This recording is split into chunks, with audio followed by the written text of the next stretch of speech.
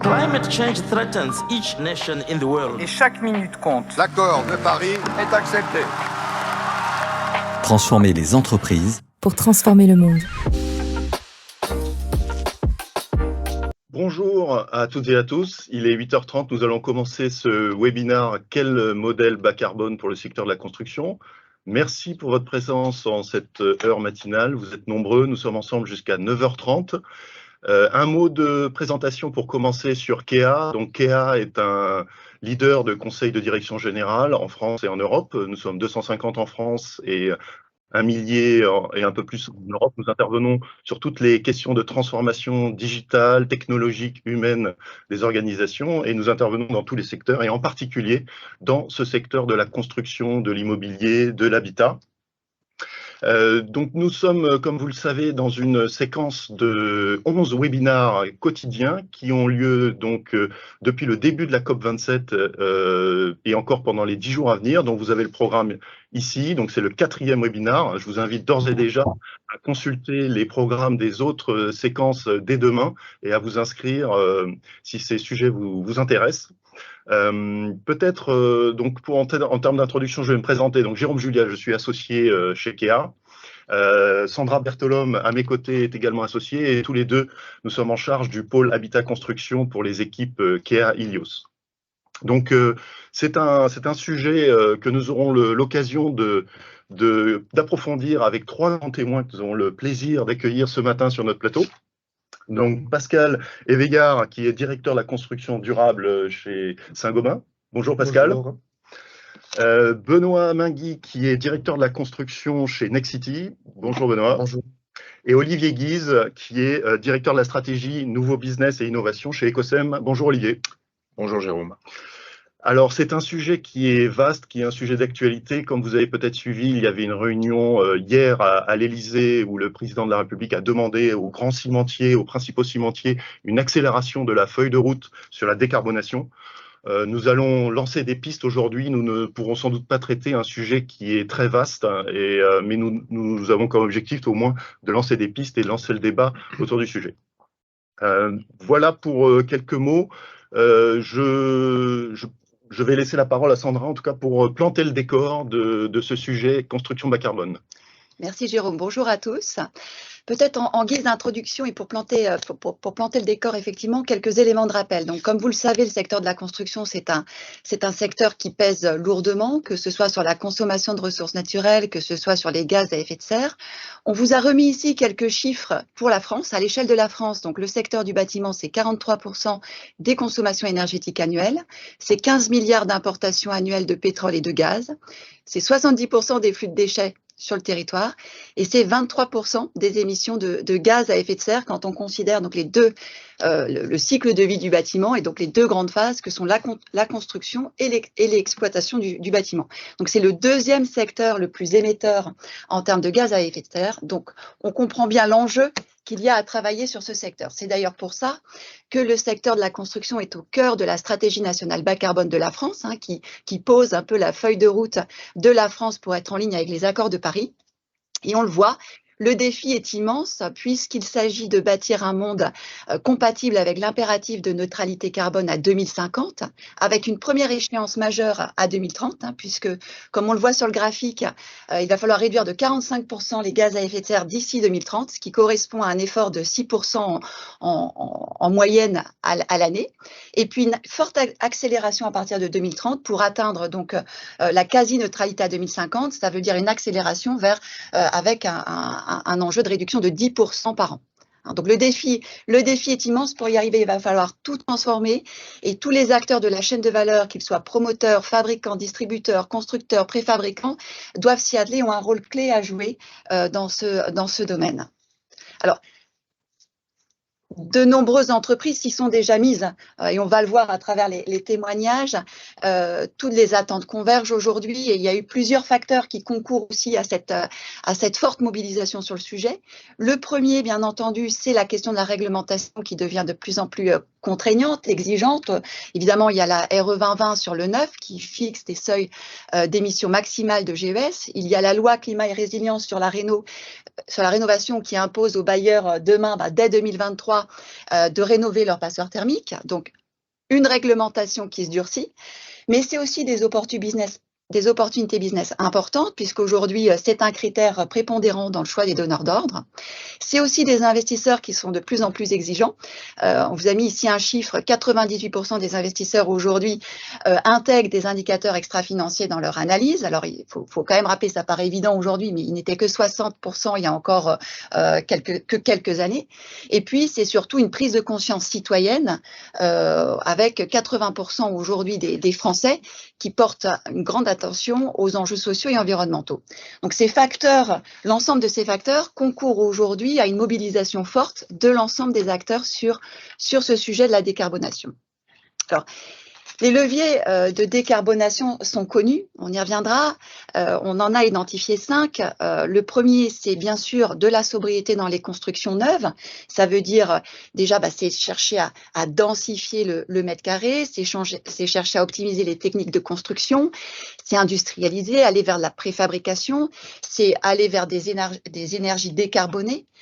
Mais quand on sait que la construction neuve ne représente que 1% du renouvellement du parc existant, on voit bien que c'est un enjeu fort, mais que l'enjeu, il est aussi beaucoup sur la rénovation. Rappelons quand même qu'il y a encore près de 10 millions de logements qui sont au-dessus des étiquettes E, quand on regarde les DPEA, et 20 millions qui sont au-dessus des étiquettes égales à D ou au-delà de D. Et donc, c'est tous ces logements, ces 20 millions de logements qu'il va falloir transformer, rénover de façon globale d'ici 2050 vers des performances énergétiques meilleures. Et transformer la rénovation, ça veut dire aussi rénover de façon globale et performante en jouant sur bien l'ensemble des leviers, isolation, vitrage, chauffage. Donc, c'est bien penser la rénovation de façon globale, notamment. Le troisième levier, c'est l'innovation. On le sait, aujourd'hui, il y a un vrai sujet autour de l'innovation, que ce soit sur les matériaux, que ce soit sur les systèmes constructifs. Il y a déjà beaucoup de choses qui sont faites en la matière. Je pense qu'Olivier nous parlera du béton bas carbone, il y a du béton de bois, il y a tous les matériaux biosourcés, il y a les ossatures bois, il y a la terre cuite, les briques en terre cuite, la terre crue. Donc, beaucoup d'innovations qui sont déjà mises en place, qui sont déjà à l'expérimentation. Et l'enjeu, il est peut-être là. C'est, au fond, de faire évoluer les normes et de passer ces expérimentations à l'échelle.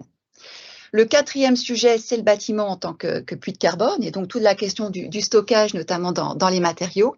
Et le cinquième, c'est accélérer l'économie circulaire. On a un enjeu d'intensifier finalement le réemploi des matériaux, avec la mise en place de filières de recyclage fortes. Là, en cela, les REP bâtiments peuvent nous aider à accélérer un peu ce mouvement-là.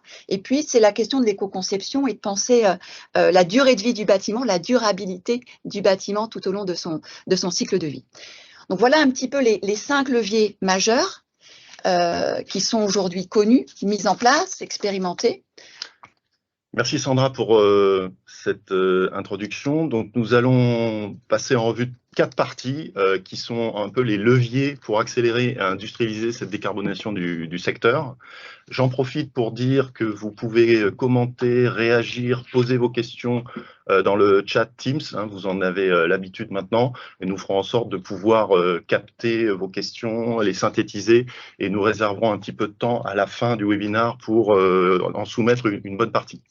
Alors peut-être le premier levier est autour tout simplement de fait de définir une ambition, une trajectoire partagée par tous, ce qui veut dire aligner la filière et l'ensemble des acteurs sur une ambition, une trajectoire carbone, ce qui renvoie à des questions de mesure, de traçabilité pour l'ensemble des acteurs, depuis les architectes, les bureaux d'études, les matériaux de construction, les entreprises générales de construction, tous les acteurs de maintenance, enfin vraiment sur toute la filière. Y compris d'ailleurs des acteurs financiers auxquels on ne pense pas de prime abord, mais qui ont un rôle très très important, que ce soit les banques ou les compagnies d'assurance. Le deuxième levier, c'est justement faire en sorte de mobiliser l'ensemble des leviers contributifs à cette transition. Donc pour un acteur de la filière, c'est peut-être passer de la vente traditionnelle de solutions techniques, de matériaux, d'immeubles, à des promesses qui sont peut-être un peu différentes, des promesses de performance, des performances d'usage, des performances économiques, des performances environnementales. C'est aussi repenser les villes qui, comme vous le savez, sont un des principaux émetteurs de gaz à effet de serre, avec une plus grande interdépendance des bâtiments, une plus grande modularité. Et puis, c'est aussi mettre sous tension toute l'entreprise autour de ces enjeux. Alors, toute l'entreprise, c'est une transformation interne, mais je dirais, par extension, l'entreprise, c'est aussi les pouvoirs publics et les collectivités territoriales ou l'État ou l'ensemble des pouvoirs publics. Et donc, je reviens sur les villes, par exemple, qui sont responsables de 60% des émissions de gaz à effet de serre. Et voilà, il y a énormément de recherches sur le sujet pour la ville résiliente, connectée, plus interconnectée, plus indépendante en production énergétique, et qui est sans doute une ville à taille humaine, une ville, la revanche des sous-préfectures, on avait pu dire là-dessus. Donc, différents leviers sur cette ambition, cette trajectoire. Et ça m'amène à une première question, peut-être pour Olivier. En fait, on voit bien que pour bien commencer ce sujet, il faut poser une baseline, il faut poser un constat partagé sur là où on en est en matière d'émissions carbone, quels sont les premiers gains qui ont été réalisés et quelle est un petit peu la responsabilité des acteurs. Et en fait, on s'aperçoit que ce constat même, cette baseline-là, elle n'est pas si facile à poser. Donc, je dirais, quelle énergie y consacrer? Alors, Jérôme, tu as raison, je pense que poser la baseline, c'est-à-dire être en capacité de dire voilà quelles sont nos cibles, quels sont nos enjeux en tant qu'industriel ou constructeur ou pouvoir public, c'est une chose fondamentale. Je pense que la baseline, elle a été posée par la COP21 au moment des accords de Paris. Celle-là, elle est partagée par tous, non pas uniquement la France, mais l'ensemble du monde. On est en plein COP27 et elle est à nouveau discutée, cette baseline. Et donc c'est sur cette baseline que chacun doit travailler à s'aligner. Ecosem participe de solutions techniques pour amener, on va dire, une baisse sur la partie carbone, par exemple. Mais il n'y a pas que le carbone hein, pour tout ce qui est indicateur, on va dire, des accords de Paris. Et pour autant, tout l'écosystème, s'il n'a pas de chantier sur ces indicateurs, quelque part, il ne sait pas où aller et il ne sait pas embarquer son écosystème ou ses employés. Et peut-être, je passerai la parole à Saint-Gobain. Saint-Gobain fait un énorme travail là-dessus et on est partenaire avec eux d'un certain nombre de sujets. Et c'est vrai que ce qui permet aujourd'hui à Saint-Gobain d'accélérer, c'est d'avoir fixé chez eux une ligne directrice. La transition est trouvée. Pascal, effectivement, pour cette ambition, quels sont les indicateurs, peut-être des incentives? Est-ce qu'il faut un calcul de ce prix du carbone en interne? Est-ce qu'il faut une compta carbone? Est-ce qu'il faut des incentives pour les équipes? Qu'est-ce que vous avez pu mettre en place chez Saint-Gobain? Il faut tout ça.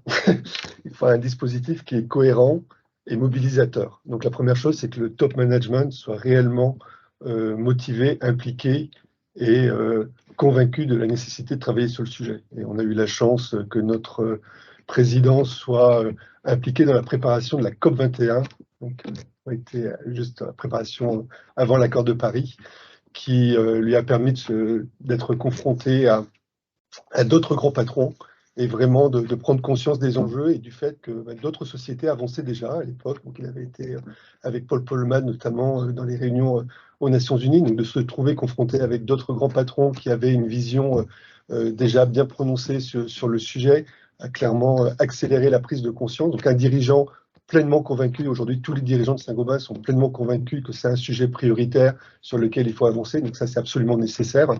La deuxième chose, c'est de donner le cap, donc d'avoir des objectifs très clairs. Donc, on avait fixé nos premiers objectifs à l'occasion de la COP21 à l'horizon 2025. On s'est fixé de nouveaux objectifs, cette fois-ci encore plus ambitieux, sur les scopes 1 et 2 et sur le scope 3 en valeur absolue pour 2030. Donc ça, c'est un outil extrêmement puissant, puisque ça amène la totalité de nos business, de nos pays, à se poser la question de comment ils vont effectivement atteindre ces objectifs, sachant que l'atteinte des objectifs fait partie de la rémunération des 4 dirigeants du groupe. Donc, il y a aussi une corrélation. Ce n'est pas juste des objectifs pour faire beau dans les rapports annuels, c'est vraiment des objectifs mobilisateurs et sur lesquels les cadres du groupe sont incités. Et ces feuilles de route globales ont été déclinées jusqu'au plus petit niveau. C'est-à-dire qu'il y a eu un exercice extrêmement détaillé pour amener toutes les équipes opérationnelles à travailler sur leur propre feuille de route carbone au niveau local. Qu'est-ce que ça veut dire pour moi? Comment est-ce que cet objectif du groupe, je vais pouvoir l'atteindre? Avec quel levier? À quel horizon? Sachant qu'on a cet horizon 2030 sur lequel donc on va faire moins de 33% sur le scope 1 et 2 par rapport à 2017 et un scope 3 sur lequel on va faire 16% aussi par rapport à 2017.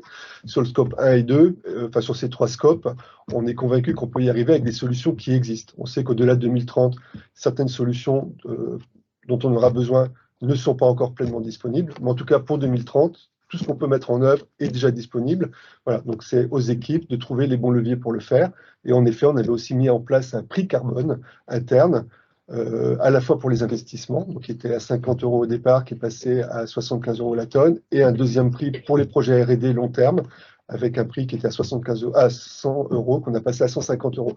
Donc également une façon de prendre en compte cette dimension carbone dans nos investissements, dans nos projets R&D, et clairement influencer les choix. C'est-à-dire que si on raisonnait sans ce prix interne du carbone, il y a des choix industriels qu'on ne serait pas capable de faire. Ça a été également un grand facilitateur. D'accord. Très clair. Benoît, qu'en est-il chez Nexity? Surtout qu'en fait, ces indicateurs et cette urgence de décarbonation, elle se fait dans un environnement contraint. Il y a d'autres objectifs. Il y a le développement, la rentabilité, la satisfaction client, la promesse employeur. Il faut aussi équilibrer ça et rendre tout ça cohérent. Tout à fait. Alors justement, on s'est donné une ambition bas carbone abordable. Donc, on est convaincu chez Nexity que pour déployer le bas carbone et avoir le plus d'impact possible, il faut que ça soit dans des conditions économiques acceptables.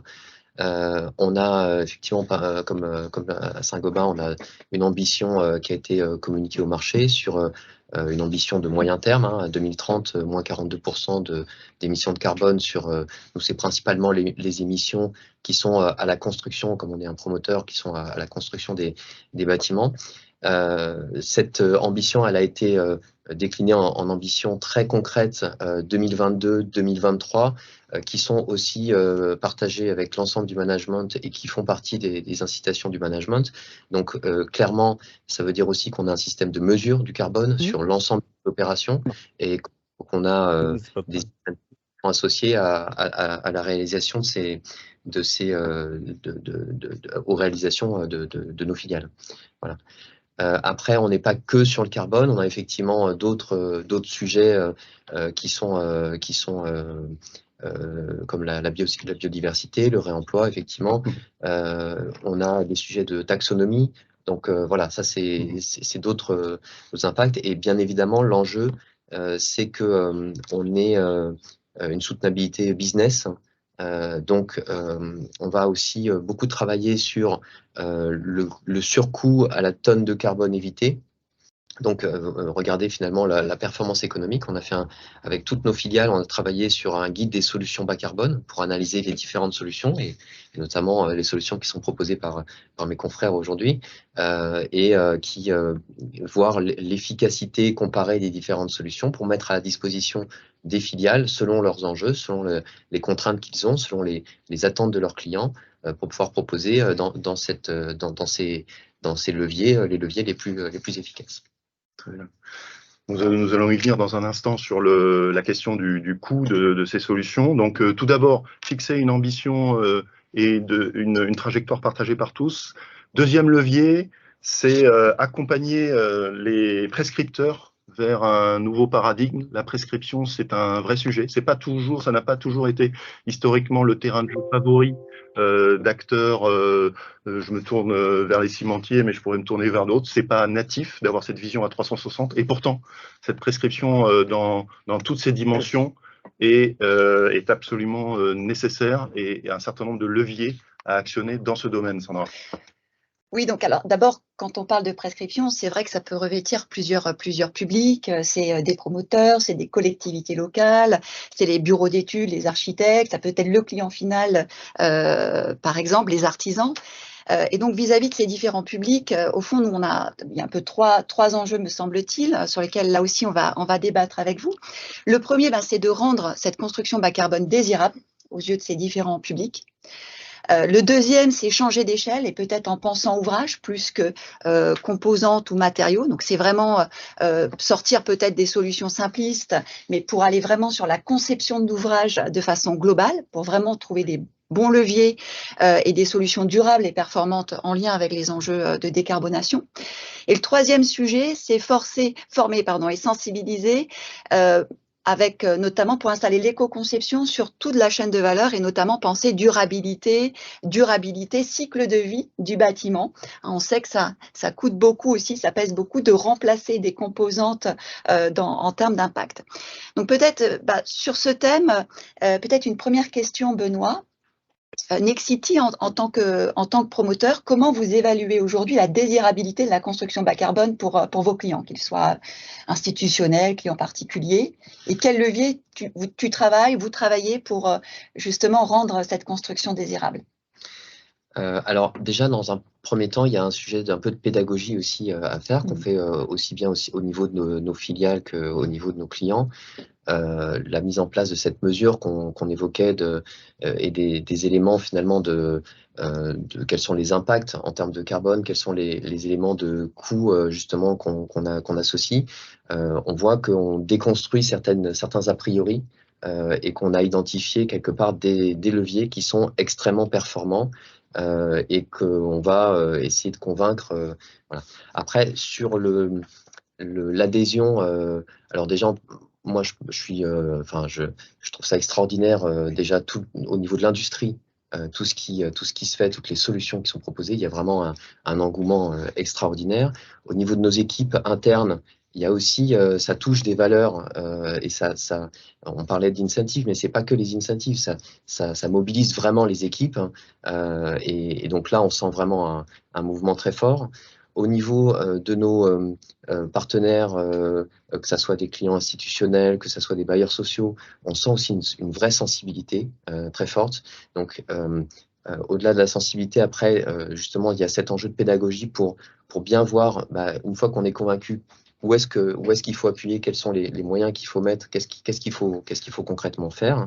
Et là, nous, à Nexity, on se fait fort de déployer des solutions prêtes à l'emploi, clés en main, qu'on peut déployer, sur lesquelles on peut accélérer facilement.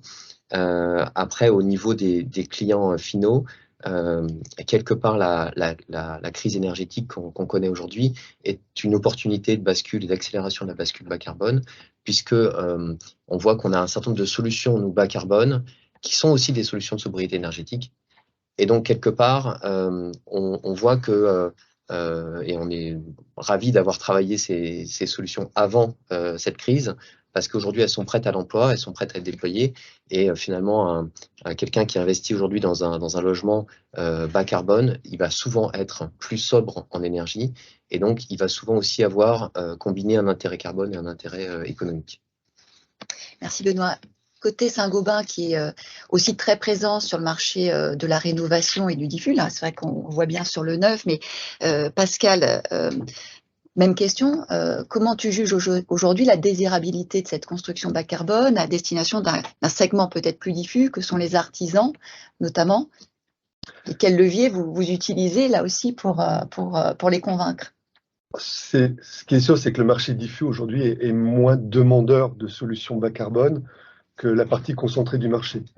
C'est vrai en France, mais c'est vrai dans tous les pays aujourd'hui.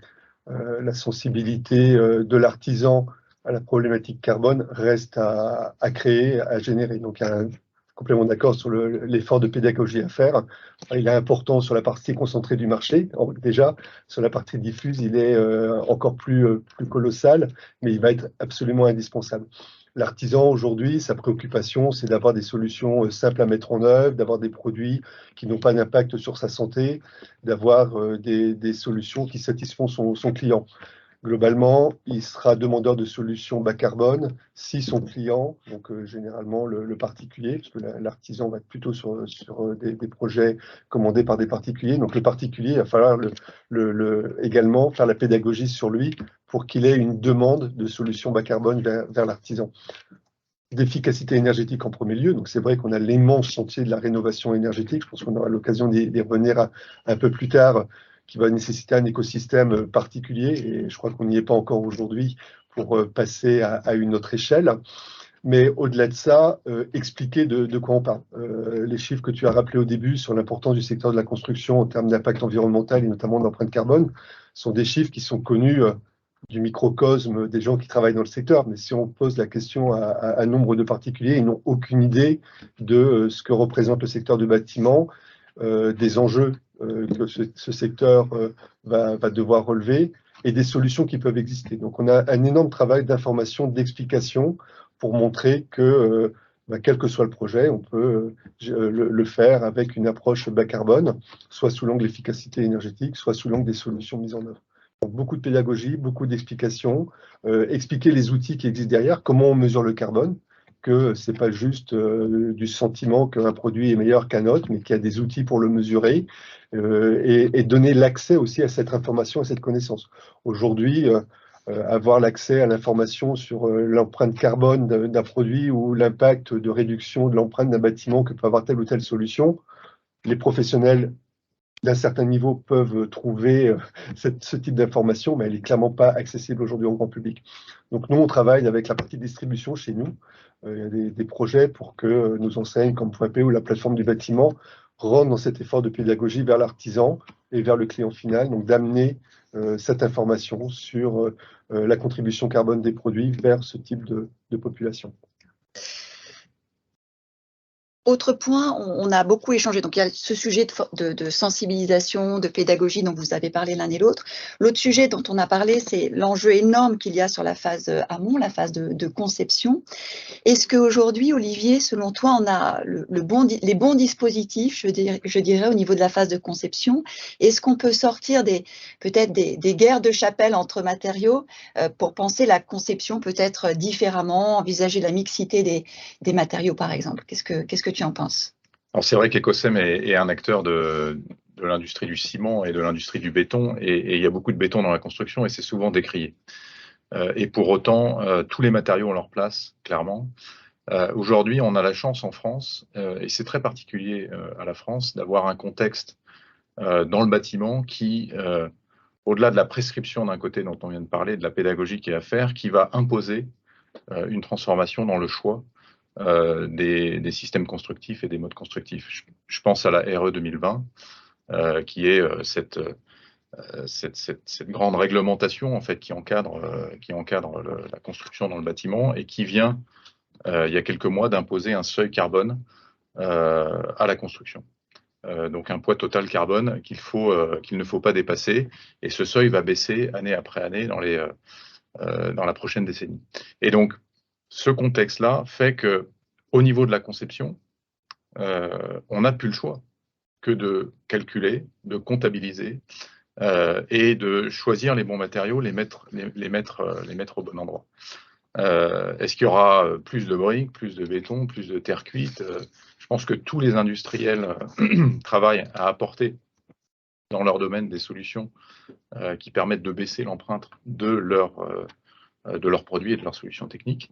Et donc, on va être en capacité de gérer cette transformation si, et je pense que tu l'as bien dit tout à l'heure, si le geste de l'artisan est peu amené à être transformé. Parce que la plus grande difficulté à imposer une innovation, c'est quand on change le produit et qu'on dit à celui qui le pose ou celui qui l'installe qu'il faut qu'il se reforme, qu'il faut qu'il change complètement la façon dont il a l'habitude de travailler.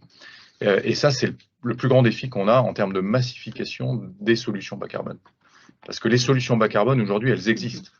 On sait faire des bâtiments très bas carbone, on sait même faire des bâtiments qu'on dit à énergie positive. Donc, ces solutions, elles sont disponibles en marché. La question, c'est comment on passe de projets pilotes à une massification réelle. Il y a un défi qui est normatif, on l'a dit, donc comment la norme impose les éléments. En parallèle de ça, si on reparle des normes, il y a aussi un défi sur, je prends le béton, qui est notre métier. Il existe des liants bas carbone, très bas carbone, qui ne sont pas autorisés dans le béton, par la norme. Les bétons fonctionnent, les bétons avec ces liants offrent, on va dire, le résultat souhaité, la performance souhaitée, et pourtant la norme ne permet pas l'utilisation. Et donc passer d'imposer un produit à imposer plutôt une performance environnementale, performance CO2, performance durabilité, parce qu'il y a aussi ces enjeux-là qui sont sur la table, c'est extrêmement important. Moi, je crois que le mot le plus juste, c'est de dire le CO2, ça doit changer notre façon de travailler. En fait, ça change tout. On a parlé des investisseurs, on a parlé de la prescription, on a parlé des normes, et notre message en termes de prescription à nos clients, à nos partenaires, c'est de dire ça. Le CO2, ça change tout. Et donc, on doit changer notre façon de travailler, notre approche finalement des différents marchés. Merci pour ces témoignages. Peut-être troisième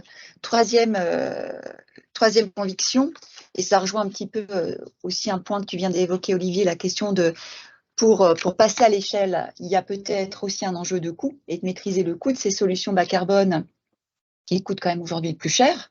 Donc, comment on industrialise, on passe à l'échelle ces expérimentations? Donc la construction bas carbone a quand même la réputation, et c'est une réalité, d'à la fois être plus cher que la conduction traditionnelle et nécessiter des investissements importants de transition. Donc il y a quand même une équation économique à résoudre pour effectuer cette transition, et quand même pour mettre sur le marché des produits pour le client final et l'usager qui restent correspondant aux besoins et accessibles financièrement. On ne peut pas répercuter en permanence l'ensemble de ces coûts. Si je prends juste un chiffre que vous connaissez de la Fédération française du bâtiment, qui justement a évalué le surcoût lié à la RE 2020 que tu citais, Olivier, depuis le début de l'année, c'est aux alentours de plus 7% pour l'ensemble des acteurs. C'est à mettre en regard, par exemple, au surcoût lié au renchérissement des matières premières et au problème d'approvisionnement qui est plutôt de l'ordre de 20%. Donc tout ça s'accumule, s'ajoute. Et ça se rajoute en plus à une rareté aussi de la ressource humaine et des risques d'inflation salariale qui touchent l'ensemble de vos secteurs et pas que vos secteurs également. Donc plusieurs leviers sur la maîtrise du coût des solutions bas carbone. Il y en a un qu'on a finalement déjà évoqué maintenant, c'est proposer le bon matériau au bon moment, au bon endroit et assurer la mixité des matériaux.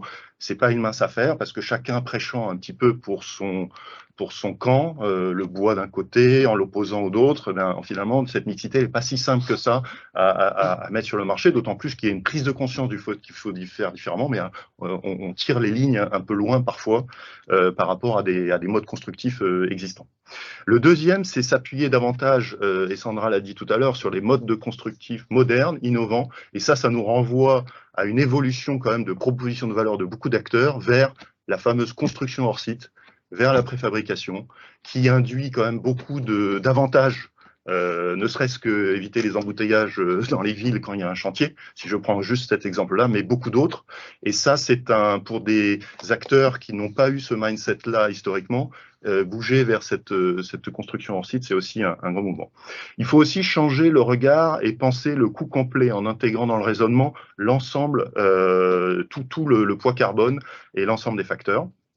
Et puis, là, on parle construction neuve, mais on voudrait bien attirer le débat aussi, bien sûr, sur la rénovation. Hein, c'est ce qui a été dit tout à l'heure. Hein, la construction neuve, ça n'est qu'1% du parc chaque année. Donc, on n'y arrivera pas, on ne respectera pas les accords de Paris, la COP21, si on est focalisé la tête dans le guidon sur la construction neuve. Il y a bien la rénovation.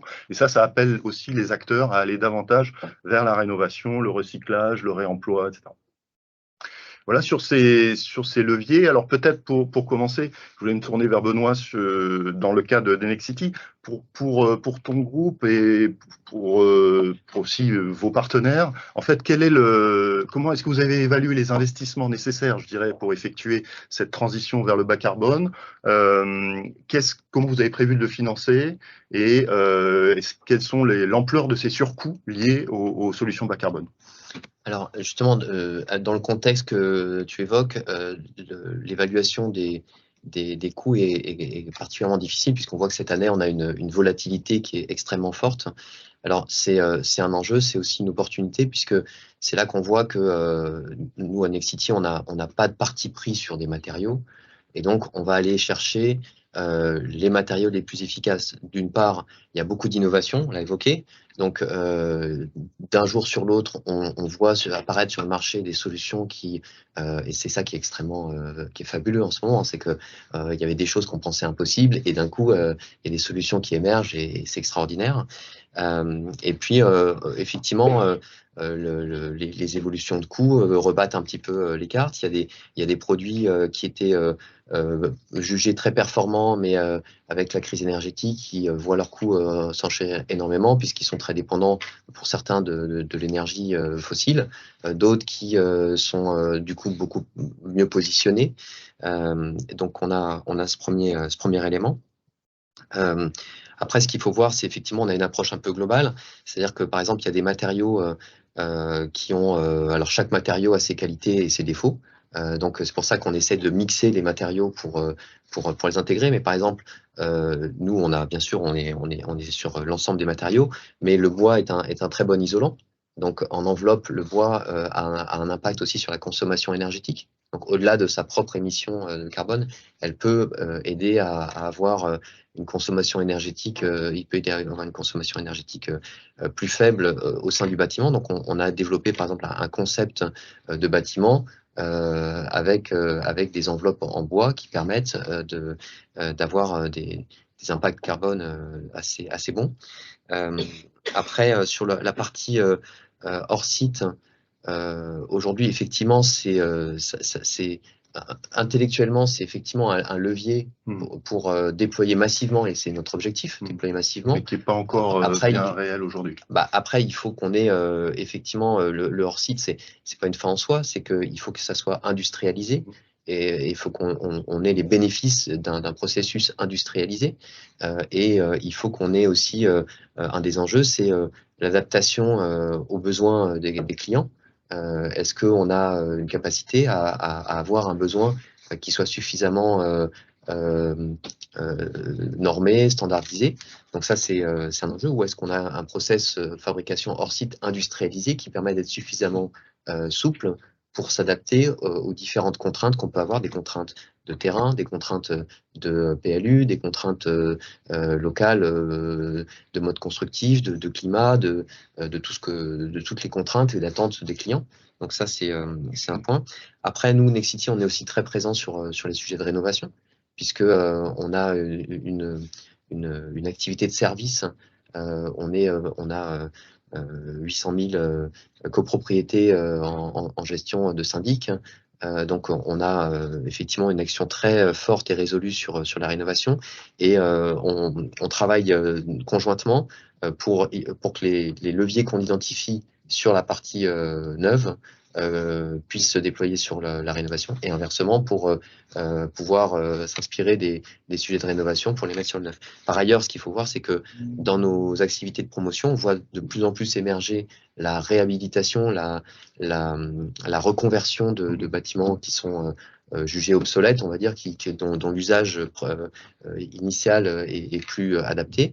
Et donc, ça, c'est un moyen en promotion, effectivement, de garder la structure, donc d'éviter des nouvelles émissions de carbone et de réemployer, finalement. C'est le meilleur réemploi, si on garde le bâtiment, et puis de lui donner une destination beaucoup plus adaptée aux attentes des clients. Voilà. Après, il y a juste un petit point. Donc, on a effectivement des leviers matériaux constructifs qui sont importants dans le poids carbone aujourd'hui. Un bâtiment, c'est au seuil 2022, on est sur du logement collectif à 1,4 tonne de CO2 par mètre carré. Donc, sur ces 1,4 tonne, il y a 800 kg de matériaux constructifs et 600 kg de vecteurs énergétiques. Et ce qu'on voit, c'est que le régulateur, dans les seuils 2025, a appliqué le plus gros de la baisse sur le levier énergétique.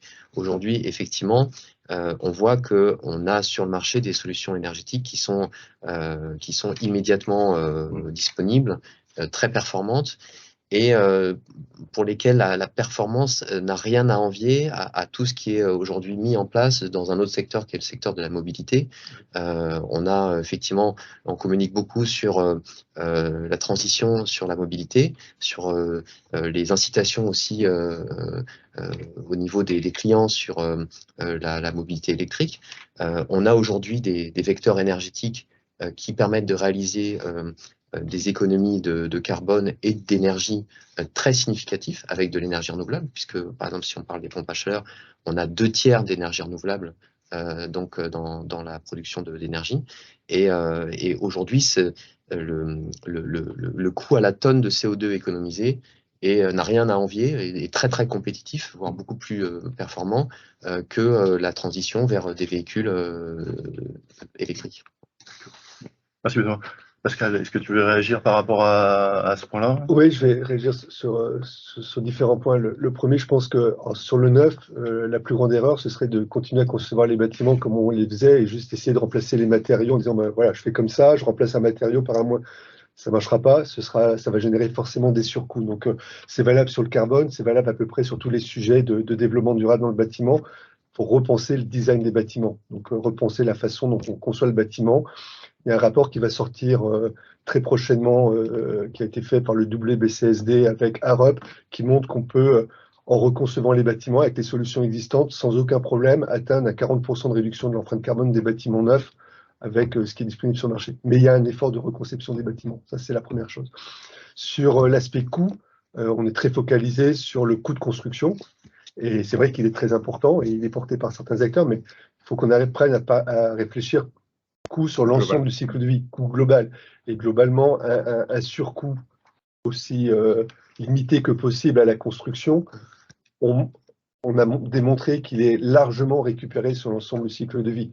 Investir un peu plus sur l'efficacité énergétique pour avoir un bâtiment qui consomme peu, on récupère largement le surcoût sur les économies d'énergie générées par la suite.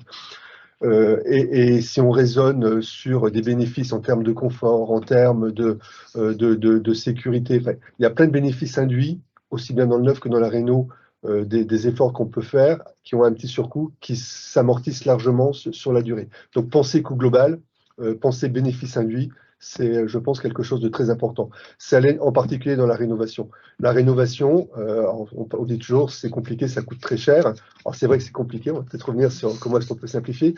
Ça coûte cher, c'est un des rares sujets, quand on regarde, qui, en tout cas au niveau d'un État et au niveau de chaque acteur sur le marché, est un jeu à somme positive, globalement. Tout le monde a à y gagner. Au niveau national, parce que ça génère des emplois locaux, ça crée de l'activité, ça renforce l'indépendance énergétique. Au niveau du particulier, parce qu'il va faire des économies d'énergie, et il va également améliorer son confort. Pour le propriétaire du bien, ça va revaloriser son bien. Il y a des tas de bénéfices qu'il faut aussi faire mieux identifier à l'ensemble des parties prenantes. Je pense que ce travail, on a une responsabilité collective aussi, à montrer qu'au-delà de simplement améliorer un indicateur carbone ou un indicateur énergétique, on apporte des bénéfices sur bien d'autres sujets. Donc valoriser ça, c'est aussi une façon de, quelque part, vendre le surcoût. Et une dernière idée, c'est vrai qu'on a aujourd'hui des solutions qui sont très décarbonées. Donc, par exemple, on a sorti un vitrage qui est 40% plus performant que notre vitrage moyen. Donc, on a eu le plaisir de signer un premier projet avec Nexity. Donc, ce produit est plus cher, c'est vrai. Alors, le produit est plus cher, ramené à l'échelle du bâtiment, déjà, c'est quelques pourcents de plus, mais c'est pas forcément très significatif. Mais surtout, ce qui est important, c'est qu'on a besoin, nous, industriels, si on veut pouvoir avoir de tels produits sur le marché, d'avoir des partenaires, des gens qui sont sur la partie avancée du marché, d'autres leaders, d'autres trendsetters, qui vont travailler avec nous pour justement nous offrir un débouché pour ces solutions-là. Ça, c'est pas un produit qu'on pourrait aller mettre sur le diffus, sur le particulier, parce que clairement, on n'y est pas. Par contre, d'avoir des partenaires comme Nexity qui nous permettent d'avoir des marchés, d'avoir des projets, ça va nous aider à descendre la courbe d'expérience et à baisser les coûts. Et globalement, on a besoin de ces acteurs-là aussi. C'est là que le partenariat entre acteurs est important pour pouvoir tous progresser. Alors, ça fait une Peut-être juste pour rebondir, je pense que ce que tu dis est très important. Si je prends le cas d'Ecosem, Ecosem existe depuis 20 ans. C'est dans la terminologie même de notre nom d'entreprise d'être un ciment écologique pour donner des bétons bas carbone. Et pour autant, on a mis quasiment 20 ans à atteindre un rythme de croisière sur la demande. Voilà. Et aujourd'hui, on est dans un contexte, en France particulièrement, où la demande, ça y est, excède l'offre. Et donc, on est capable de passer dans cette phase de massification qui va permettre aussi, on parle des surcoûts, mais de la maîtrise des coûts. Et comment on fait pour que les solutions bas carbone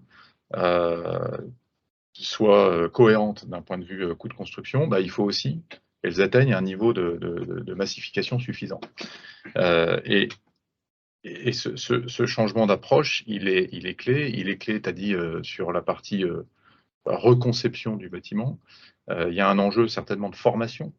Comment on forme ceux qui conçoivent les bâtiments? Je parle des architectes. Comment on intervient, que ce soit les industriels, les promoteurs, même l'action publique sur ces sujets-là.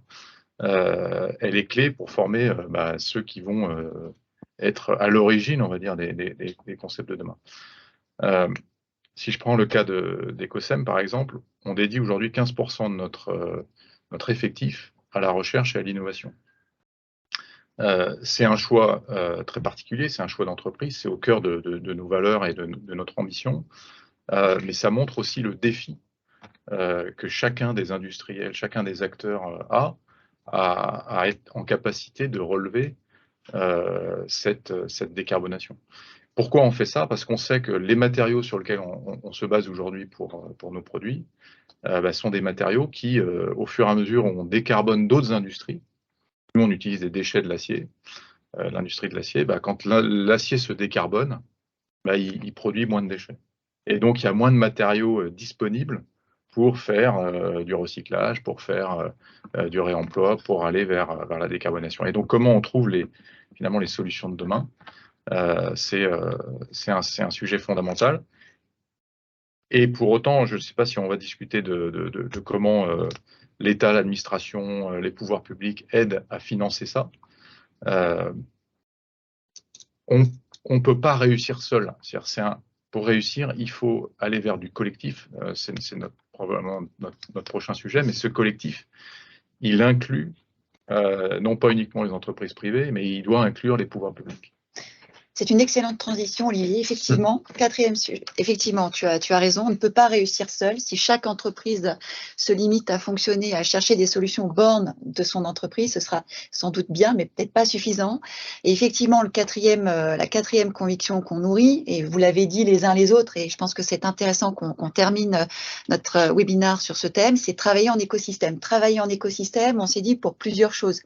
Le premier, on l'a évoqué, il va falloir influencer et accélérer le changement de normes, le changement de la réglementation et puis les politiques publiques, ce que tu évoquais sur comment on va chercher des subventions, des aides justement peut-être aussi pour financer cette industrialisation. Le deuxième sujet, travailler en écosystème pour co-innover, peut-être mettre en commun, là aussi une façon de baisser les coûts, est-ce que c'est pas aussi mettre en commun des ressources pour co-innover et accélérer la mise sur le marché de produits innovants? Le troisième, c'est être structurer des boucles locales, notamment on voit bien sur tout ce qui est réemploi, réutilisation, revalorisation, donc bien fonctionner avec son écosystème en local, et puis peut-être identifier de nouvelles formes de relations clients-fournisseurs. Je ne sais pas comment vous réagissez les uns les autres, j'ai envie de vous poser la question à tous les trois, mais au fond, quelle est votre vision des écosystèmes requis?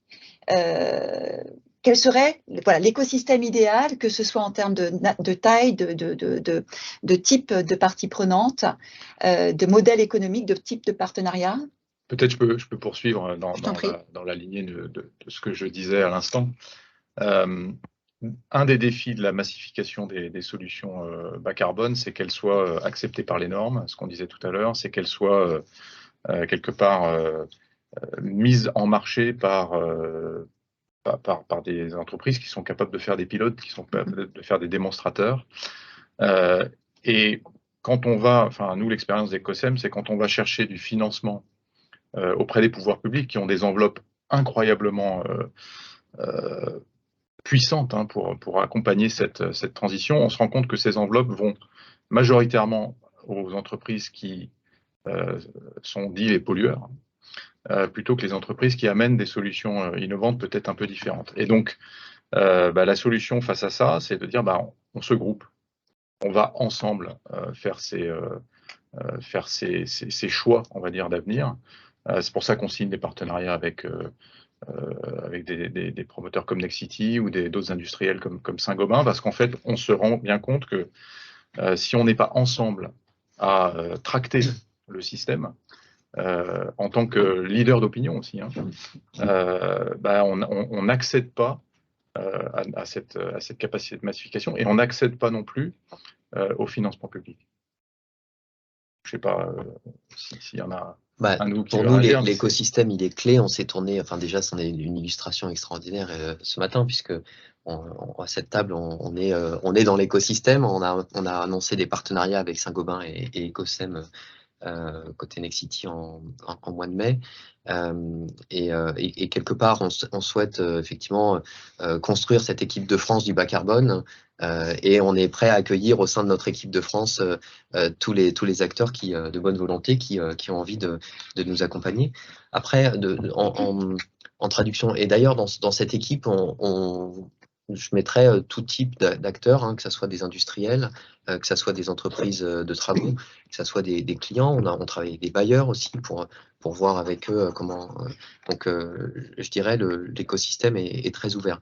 Après, d'un point de vue pratique, quand on annonce des partenariats comme on l'a fait avec vous, on va au-delà de la simple relation commerciale. On est vraiment sur, on partage la R&D.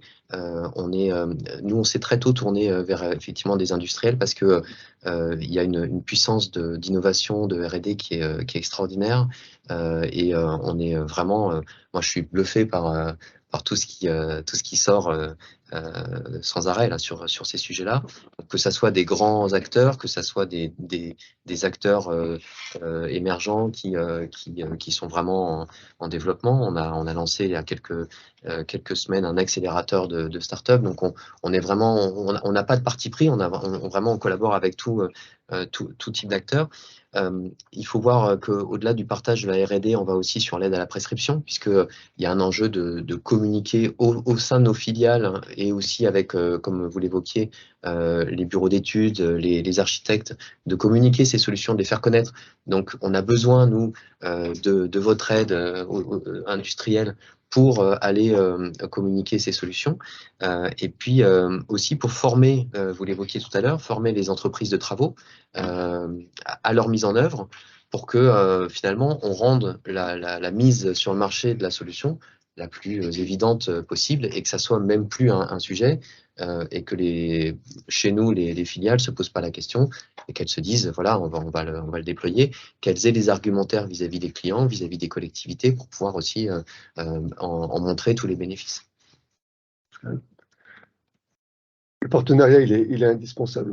Généralement, chez Saint-Gobain, on a l'habitude de dire que le marché, la construction, il se transforme avec un double effet. Il y a un effet pool qui est exercé par quelques leaders. Donc, clairement, quand on s'associe avec Nexity, avec Ecosem et d'autres acteurs, on est sur la partie la plus avancée du marché. Mais elle est nécessaire. On a besoin d'avoir des acteurs leaders sur le marché qui vont montrer ce qui est faisable, ce qu'on peut déjà faire. Parce que ça envoie un signal puissant au marché de regardez, on dédramatise, on montre que c'est possible, on monte la voie. Et pour l'effet push, qui est celui de la réglementation, on envoie un signal fort au réglementaire. On lui dit, voilà, vous pouvez faire monter les exigences sans souci, puisque les solutions existent. C'est faisable, c'est pas de la théorie, il y a une réalité. Donc, travailler sur les deux aspects, c'est nécessaire. Donc, travailler en effet dans des partenariats commerciaux, marketing ou R&D, comme on le fait. Donc, on a en effet un partenariat avec Nexity et avec Ecosem sur ce type de sujet pour justement essayer de montrer que faire passer des solutions qui existent à une échelle supplémentaire. On a des partenariats avec des startups. Je pense que c'est important Ecosem, on est rentré dans le capital d'Ecosem il y a 15 ans, donc c'était une startup à l'origine et la startup grandit, mais c'est important de faire aussi émerger de nouveaux acteurs sur le marché. Donc, on a une Nova, une structure chez nous qui fait du capital des développements, qui aide aussi à faire émerger de nouveaux acteurs qui sont aussi une source d'inspiration pour les acteurs établis. Clairement, on a besoin d'être régénéré sur notre façon de voir les choses, et toutes ces entreprises nous amènent de nouvelles idées. Et puis, on a besoin de coalitions aussi pour faire évoluer les politiques. Donc ça, je pense que ce qui est important, le secteur de la construction, il est quand même relativement conservateur, et la grande partie du marché ne bouge que par l'effet de la réglementation. Et faire bouger la réglementation, il faut surtout éviter que ce soit décidé, décrété par le politique. Donc si on a des coalitions d'acteurs, et nous on y travaille beaucoup à Bruxelles, toutes les actions qu'on fait au niveau européen se font dans des coalitions d'acteurs qui vont regrouper des industriels, mais aussi des ONG. C'est intéressant de voir que sur des sujets comme le carbone, l'énergie, le développement durable, on est capable d'avoir des partenariats à Bruxelles avec des ONG et des industriels pour faire avancer les messages vers le réglementaire et faire évoluer les politiques. Donc ce type de partenariat est aussi important pour préparer l'avenir et s'assurer qu'on va avoir un terrain de jeu qui sera le plus favorable possible, à la fois pour la planète, du point de vue carbone, mais également pour l'ensemble des acteurs que nous sommes. Merci Pascal. Chose promise, chose due, nous allons passer aux questions des participants. Je crois qu'il y en a quelques-unes. Il y en a une qui va s'afficher. Vous l'avez un peu abordé. Quelles sont les innovations et startups qui vous ont particulièrement marqué au cours de ces derniers mois? Puis j'embraye sur la deuxième question. Comment travaillez-vous avec les acteurs de type startup studio? Vous l'avez un petit peu évoqué. Comme j'ai juste de le dire, donc nous on a clairement, on investit dans des startups, donc on est très à l'écoute et on regarde beaucoup ce qui se passe dans le monde des startups, et donc jusqu'à investir dans ces startups et à les aider à se développer. Je dirais qu'on voit énormément de choses très intéressantes, en particulier du côté du digital. Je pense que par rapport à tous les enjeux qu'on a devant nous en termes de conception bas carbone, mais plus généralement de bâtiments plus durables, ce qui manquait, parce que alors j'ai été consultant aussi dans le passé, il y a 30 ans, on parlait déjà de la préfabrication. Enfin, le grand sujet dans le cabinet où j'étais, qui travaille beaucoup dans la construction, c'était la préfabrication, c'était l'avenir. 30 ans après, on est quasiment au même stade. Ce qui a changé, je pense, qui va permettre que ça devienne faisable, c'est les outils digitaux. Et il y a beaucoup de startups qui nous amènent des innovations absolument majeures du côté des outils digitaux. Et ça peut réellement aider à transformer les choses. L'accès, par exemple, à l'information sur les analyses du cycle de vie, l'impact carbone des produits, il y a des tas de startups qui apparaissent, qui sont capables d'aller récupérer l'information, de la travailler, d'aider le concepteur à optimiser son bâtiment sous l'angle carbone. Donc là, il y a des très belles choses qui se font. Ouais, ce qu'on pousse, nous, de notre côté, c'est le partage de l'innovation. C'est-à-dire finalement l'innovation en collaboration. Ne pas garder l'innovation pour soi. C'est un des grands défis de mon industrie, qui est l'industrie cimentière, où finalement chacun travaille sur ses sujets et ne partage pas. Cette absence de partage, quelque part, elle bloque l'innovation, elle bloque l'accélération, elle bloque la transformation des normes. Et donc, un des choix qui a été fait par Ecosem, c'est de dire toute l'innovation qui sort de nos laboratoires de recherche, on la met à disposition de l'industrie. Alors, c'est pas gratuit, mais en tout cas, c'est de dire on la partage et on est prêt à collaborer pour accélérer cette mise en marché de l'innovation. Et puis en fait, on l'ouvre aussi, c'est-à-dire que toutes les startups qui ont des bonnes idées, et pas que les startups, les chercheurs, en tout cas les écosystèmes qui travaillent sur ces sujets, on essaye de partager avec eux de façon très, très proactive. Merci. On arrive au terme de ce webinaire. Je vais essayer de synthétiser trois idées. J'ai retenu, et c'est en ce 9 novembre 2022, le jour de la composition de l'équipe de France, donc un appel à l'équipe de France de la construction durable, donc je retiens cet appel-là. Trois éléments qui ont été dits, c'est modifier les métiers, le geste de l'artisan, comme ça a été dit. Le deuxième point, c'est passer du produit à la performance, je pense qu'on en a beaucoup parlé. Et puis ce collectif, ces alliances à créer, avec beaucoup d'acquis, mais encore beaucoup de choses devant nous. Je vais en profiter donc pour vous remercier chaleureusement, Pascal, Benoît, Olivier, merci pour votre contribution. Merci beaucoup Sandra. Merci à tous les participantes en ligne. Donc je vous suggère de regarder le programme des prochains webinaires, des prochains séminaires qui sont affichés là, et dès demain, sur la data. et jusqu'au 18 novembre. Donc encore merci à tous et je vous dis à très bientôt pour ces rendez-vous sur transformer l'entreprise pour transformer le monde dans le cadre de la COP27. Merci, à bientôt, bonne journée. Merci beaucoup. Merci. Climate change threatens each nation in the world. Et chaque minute compte. L'accord de Paris est accepté. Transformer les entreprises pour transformer le monde.